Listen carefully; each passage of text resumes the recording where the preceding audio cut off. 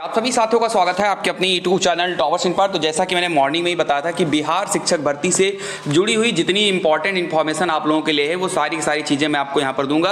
और साथ ही साथ में यहाँ पर इस भर्ती के बारे में आप सब कुछ जान सकते हैं। योग्यता क्या है, क्या सीटेट अपेयरिंग वाले या बीएड अपेयरिंग वाले फॉर्म भर पाएंगे कि नहीं भर पाएंगे, सिलेबस इसका क्या है, एज इसकी कितनी है, वेतन कितना है, चयन प्रक्रिया क्या है, इन सभी चीज़ों पर हम लोग चर्चा करने वाले हैं। वीडियो को स्टार्ट करें उससे पहले छोटी सी रिक्वेस्ट है कि अगर अभी तक आप लोगों ने चैनल को सब्सक्राइब नहीं किया तो प्लीज़ आप सब्सक्राइब कर लें ताकि आपको इस चैनल के द्वारा दी जाने वाली सारी इंफॉर्मेशन आपको सटीक तरीके से प्राप्त हो सके। तो प्लीज आप लोग चैनल को जरूर सब्सक्राइब करें। चलिए स्टार्ट करते हैं वीडियो को।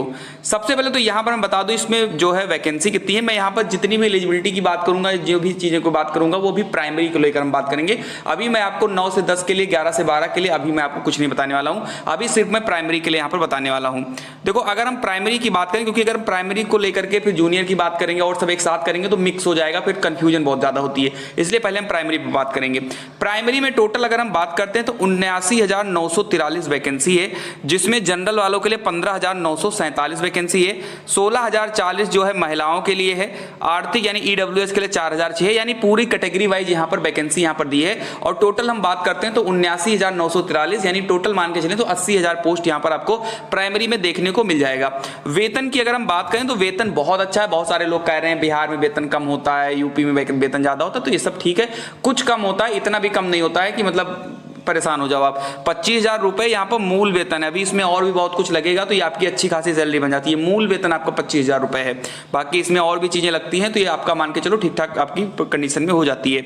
और यहाँ पर और भी बहुत सारी चीजें दी गई है, परीक्षमान अवधि, ये सब तो हमें फिलहाल इसकी कोई जरूरत है नहीं। जब नौकरी लग जाएगी तो उसके बाद ये चीजें, अभी हम लोगों का मेन काम है नौकरी लेना, ठीक है। अभी जिस हिसाब से हम लोग बेरोजगार हैं या बेरोजगारी है उसमें सिर्फ हम लोग को नौकरी मिल जाए, अभी वेतन कॉलम आपको चेक करने की कोई आवश्यकता नहीं है। चलिए आगे बढ़ते हैं। अगली जो यहाँ पर इंपॉर्टेंट इन्फॉर्मेशन है उसको हम लोग देख लेते हैं। और इंपॉर्टेंट इन्फॉर्मेशन है सीटेट को लेकर के कि क्या सीटेट अपेयरिंग वाले फॉर्म को भर सकते हैं। तो यहाँ पर जो है 22 जून को एक नोटिस जारी की गई थी जिसमें ये बताया गया है कि विज्ञापन की कंडिका फोरम के अंतर्गत केंद्र सरकार द्वारा आहूत शिक्षक पात्रता परीक्षा सीटेट पेपर 1 में सम्मिलित होने वाले अभ्यर्थी आवेदन कर सकेंगे, बशर्ते परीक्षा का आयोजन दिनांक 31 अगस्त 2023 तक पूर्ण हो जाए। यानी आप सीटेट में अपेयरिंग में आप भाग कर सकते हो अगर आप सीटेट नहीं पास हो, लेकिन आपका जो सीटेट है वो 31 अगस्त के पहले हो जाए। यानी कि आपका सीटेट का पेपर 31 अगस्त के पहले हो जाए। तो आपको पता होगा कि आपका सीटेट का पेपर कब था है, 20 अगस्त को आपका सीटेट का पेपर है, जो कि 31 अगस्त के पहले है। तो आप लोग भी आवेदन कर सकते हो, कोई दिक्कत की बात नहीं है।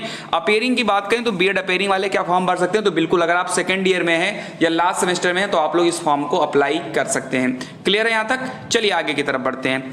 अगला यहाँ पर काफी इंपॉर्टेंट पॉइंट है, इसको भी हम लोग देख लेते हैं। और इंपॉर्टेंट पॉइंट क्या है, यहाँ पर आप देखिए शुल्क की बात करते हैं, कितना कितना शुल्क है। तो जनरल वालों के लिए 750 रुपए है, अनुसूचित जात जनजात के लिए 200 रुपए है, सभी आरक्षित अनारक्षित वर्ग महिलाओं के लिए 200 रुपए है, दिव्यांग अभ्यर्थियों के लिए 40%, यानी अगर 40% से ज्यादा आप दिव्यांग यानी हैंडीकैप है या 40% है तो आपके लिए भी 200 रुपए है। और अन्य सभी उम्मीदवारों के लिए 750 रुपए है।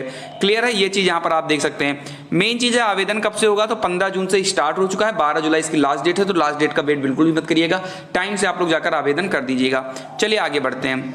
अगली जो यहाँ पर इंपॉर्टेंट पॉइंट है वो है आपके अन्य निर्देश, जिसमें एक छोटा सा पॉइंट यहाँ पर है कि कोई अभ्यर्थी इस नियमावली के अंतर्गत अधिकतम 3 बार परीक्षा में भाग ले सकता है। यानी जो ये गाइडलाइन जारी हुई है, इस गाइडलाइन के अनुसार आप 3 बार यहाँ पर पेपर दे सकते हैं। 3 बार में अगर आपका सिलेक्शन नहीं होता है तो कोई मतलब फिर आपका नहीं बनता है। ये चीज यहाँ पर बता दी गई है।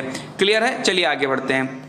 और भी जो इंपॉर्टेंट इन्फॉर्मेशन है ये देखिए, सबसे बढ़िया जो यहाँ पर चीज हम लोग को देखना है वो यहाँ पर इनकी एलिजिबिलिटी को लेकर के देखना है। ठीक है, सबसे पहले तो यहाँ पर भारत के निवासी हो, यहाँ पर जो बिहार राज्य का स्थायी निवासी हो ये नहीं होगा। अब आप किसी भी स्टेट में हो आप अप्लाई कर सकते हो। ये जब नोटिफिकेशन आया था तब ये लिखा था कि बिहार राज्य का होना कंपलसरी है, बट अब आप किसी भी राज्य के हैं आप फॉर्म को भर सकते हैं। यहाँ पर कक्षा 1 से 5 के लिए एलिजिबिलिटी की अगर हम बात करते हैं तो न्यूनतम 50% अंकों के साथ उच्चतर माध्यमिक या उसके समकक्ष तथा प्रारंभिक शिक्षा शास्त्र में द्विवर्षीय डिप्लोमा होना चाहिए, जो भी उसका नाम हो, डीएलएड है, बीटीसी है, जो भी नाम हो आपका होना चाहिए। न्यूनतम और भी कई सारे यहाँ पर कॉलम दिए, लेकिन जो सबसे बड़ा डाउट वाला है उसको मैं बता दूं।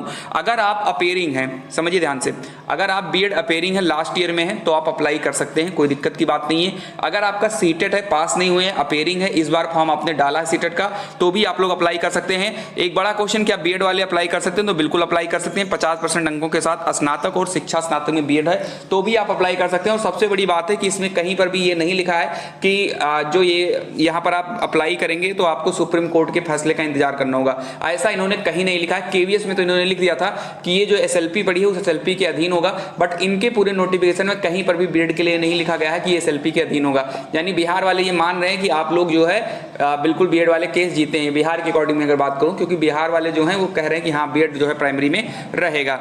चलिए आगे बढ़ते हैं, बात करते हैं यहाँ पर कुछ और इंपॉर्टेंट यानी सिलेबस की बात करते हैं जो काफी ज्यादा इंपॉर्टेंट है। देखो सिलेबस इसका बड़ा जबरदस्त है, आप अच्छे से तैयारी करोगे तो यहाँ पर हो जाएगा। इसमें इन्होंने दो प्रकार के यहाँ पर इन्होंने चीजें रखी, एक तो इनका क्वालिफाइंग नेचर का है और एक जिससे कट ऑफ बनेगी।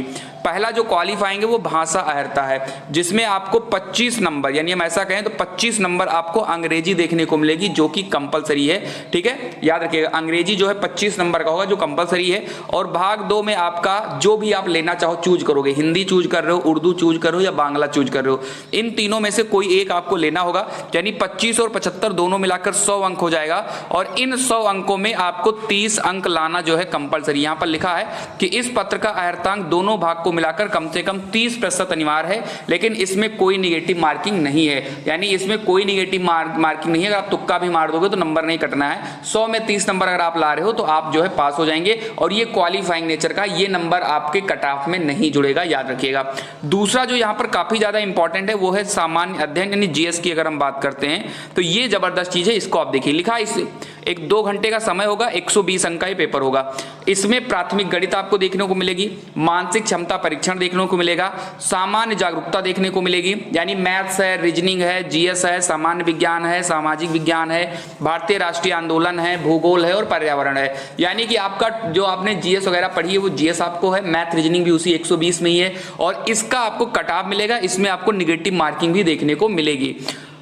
यहां बताया गया सेकंड कॉलम, इसमें सबसे ज्यादा कंफ्यूजन है भैया, इसको भी मैं आपको दिखा दूं। इसमें सबसे ज्यादा कंफ्यूजन है तो इसमें आपको बता दूं, इसमें लिखा है कि सामान्य अध्ययन पत्र के प्रश्न प्राथमिक विद्यालय के पाठ्यक्रम एससीईआरटी से संबंधित होंगे।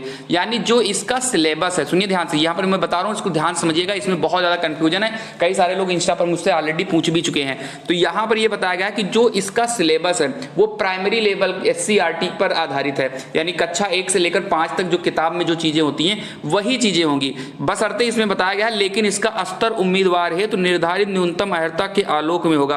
और यह भी बताया गया है कि इसका जो लेवल होगा वो बढ़ा दिया जाएगा। समझ रहे हो ना हम क्या बोल रहे हैं? यानी कि आपका सिलेबस तो कक्षा 5 तक ही होगा लेकिन उसका लेवल जो है तकरीबन मान के चलिए 10+2 लेवल का होगा। समझ रहे हो? यानी अगर हम लोग यहाँ पर पर्यावरण में कुछ भी पढ़ रहे हैं, नदी पढ़ रहे हैं, तो नदी तो आपका सिलेबस रहेगा कक्षा 1 से 5 तक का, लेकिन उसका लेवल जो है आपका इंटर तक हो जाएगा। क्लियर है यहाँ तक? चलिए, तो ये चीज आप यहाँ पर सिलेबस भी देख सकते हैं। उसके बाद आपका जो है माध्यमिक विद्यालयों के अध्यापकों के लिए यहाँ पर सिलेबस दिया गया है। आपको पूरा नोटिफिकेशन देखना है तो टेलीग्राम ग्रुप पर मिल जाएगा, आप जाकर वहां पर आप इस चीज को देख सकते हैं। अब हम बात कर लेते हैं उम्र सीमा की। चलिए, आप लोग यहां पर उम्र सीमा को देख लें तो यहां पर लिखा है कि सभी पदों पर नियुक्ति है तो न्यूनतम एवं अधिकतम उम्र सीमा के लिए कट ऑफ तिथि 1 अगस्त 2023 तक, यानी 1 अगस्त 2023 तक आपकी जो है प्राथमिक विद्यालय की अध्यापक के लिए 18 साल और माध्यमिक एवं उच्च माध्यमिक के 21 साल न्यूनतम होनी चाहिए। ये चीज यहां पर बताया। अधिकतम आयु जो है अनारक्षित पुरुष के लिए 37, पिछड़ा वर्ग, अत्यंत पिछड़ा वर्ग, पिछड़े वर्ग की महिला, अनारक्षित महिला के लिए 40 साल यहां दी है। यानी कि प्राइमरी में अगर आप हैं तो कम से कम आप 18 साल के हों, जनरल की मैं बात करूं, और ज्यादा से ज्यादा आप 37 साल के हों। वहीं पर अन्य पिछड़ा वर्ग, अत्यंत पिछड़ा वर्ग, पिछड़े वर्ग की महिलाओं के लिए 40 साल एज रखी गई है और अनुसूचित जाति और जनजाति के लिए 42 साल उम्र रखी गई है। सेवानिवृत्त की आयु 60 साल निर्धारित है, यानी अगर आप नौकरी पाते हो तो 60 साल पर आप रिटायर हो जाएंगे। आयु सीमा में छूट के लिए आप ये कॉलम पढ़ लीजिएगा, स्क्रीनशॉट ले लीजिए। अगर आपको छूट चाहिए तो आपको ये कॉलम देखना होगा। जनरल के लिए कोई छूट वगैरह नहीं होने वाली है, ये चीज आपको पता होना चाहिए। ठीक है, तो मेरे हिसाब से यहाँ पर मैंने सारी चीजें क्लियर कर दी है। जो जो चीजें आपने कहा था वेतन वगैरह तक मैंने बता दिया। 25,000 इसका मूल वेतन होता है। इसके अलावा अगर आपको, हाँ, एक और सबसे ज्यादा जो छात्र हैं वो परेशान होते हैं कि सर मेरा जो सीटेट है उसमें मेरा 82 नंबर है या मेरा 85 नंबर है या मेरा 88 नंबर है, क्योंकि जाहिर सी बात है ओबीसी का नंबर 82 पे ही पास हो जाते हैं सीटेट में। लेकिन ये चीज मैं आपको बता दूं, ऐसा आप अगर अलग स्टेट में आप लोग अप्लाई कर रहे हो किसी भी अलग स्टेट में, तो वहाँ पर आप जनरल कैटेगरी में ही काउंट किए जाते हो। ये चीज़ आपको याद रखना होगा। तो जनरल में अगर आप काउंट किए जाते हो तो वहाँ पर मैं आपको बता दूँ, आपको 82-85 से काम नहीं चलेगा, आपका मिनिमम जो है 90 होना चाहिए नंबर, ठीक है। ये चीज़ आपको याद होना चाहिए। अगर आप 85 नंबर है, 86 नंबर है, तो आप वहाँ के लिए वैलिड नहीं हो अगर आप किसी अदर स्टेट से हो। बाकी अगर बिहार वाले बच्चों का 83-84 है, आप OBC SC ST हो, तो आप वहाँ अप्लाई कर सकते हो। अब इसके अलावा अगर आपको कुछ पूछना है तो उसके लिए मुझे आपको इंस्टाग्राम पर मिलना होगा। इंस्टाग्राम की लिंक मैंने डिस्क्रिप्शन बॉक्स में डाल दिया है, वहाँ से आकर आप मुझसे जो है पूछ सकते हैं। अगर इसके अलावा भी आपको कुछ पूछना है तो ये रही इंपॉर्टेंट अपडेट। अगर वीडियो अच्छी लगी हो तो प्लीज़ लाइक करना, और चैनल पर अगर नए हैं तो सब्सक्राइब करना तो बिल्कुल ना भूलना। जय हिंद, जय भारत।